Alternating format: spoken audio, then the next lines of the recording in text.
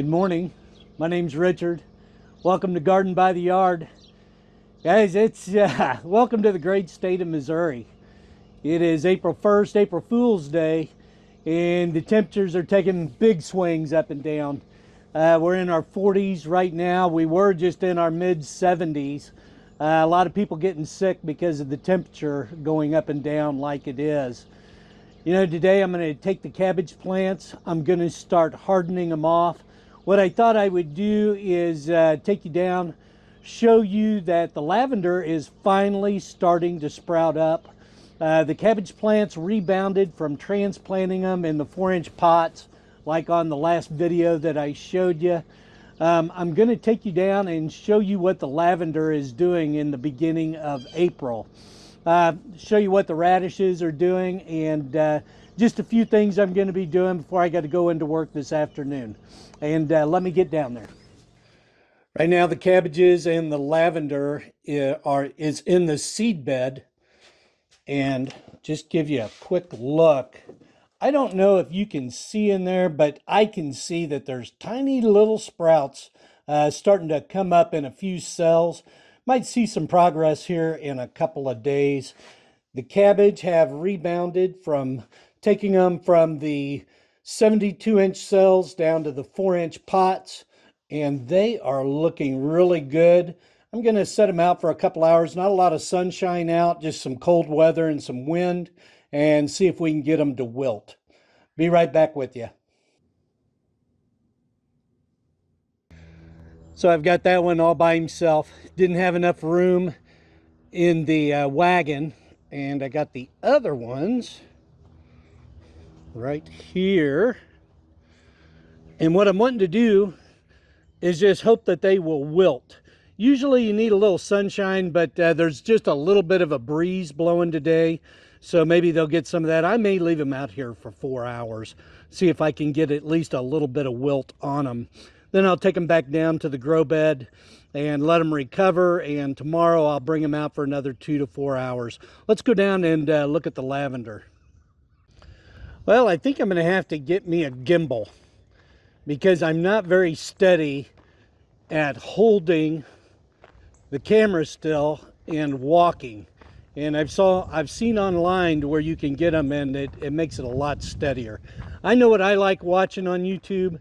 I don't know if you all like it, but I've got flowers planted in here, and I'm just waiting for them to start coming up. Got some grass in the old stump, the tree that I cut down. Let's go out and take a look at this lavender.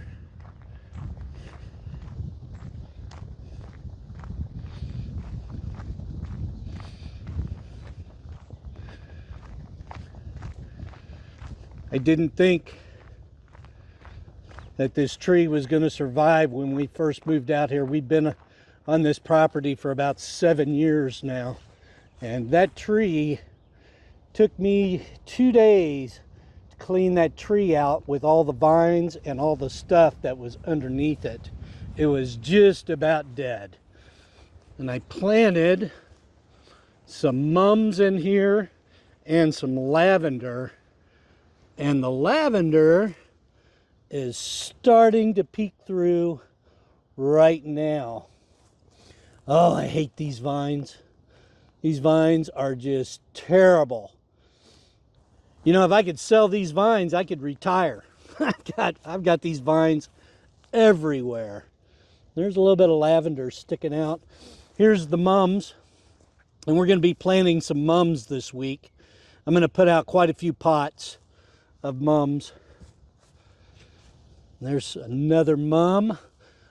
As soon as I know the first frost is going to be over with, I'm going to cut this lavender back.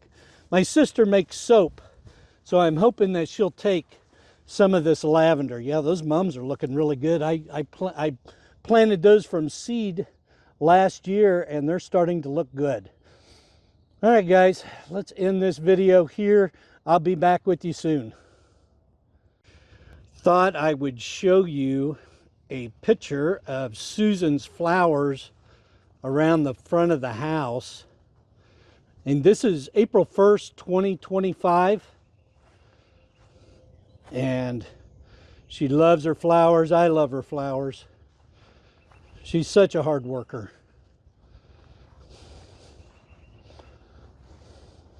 Boy, those look really good.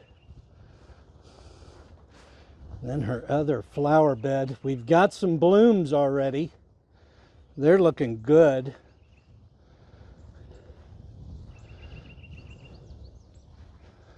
Wow, honey, you've done good. I planted this peach tree over here, and it's finally, this is its 3rd year, but it is finally starting to get some blooms. The deer last year, they were trying to get the velvet off of their antlers, and they just about destroyed this tree. It's looking really good. I got a little fence around it, try to keep them away from it.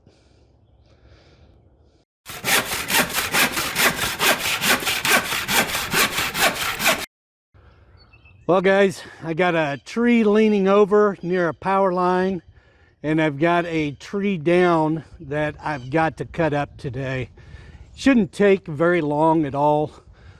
The neighbor, my neighbor's getting up there in age, and his wife hasn't been feeling too good here lately, and he asked me if I would cut this tree up that fell last winter. And I'm gonna see if I can get back in here to where you can see what I did. So it was already on the ground, and all I had to do was stake it up, and didn't take too long, maybe about 45 minutes. And over here, I've got mine on the ground on my property, and then I've got that one right there that's leaning, and I've got to get it down on the ground. Give me just a few minutes. I'm going to start cutting, and I'll just give you a few clips of the progress that I make.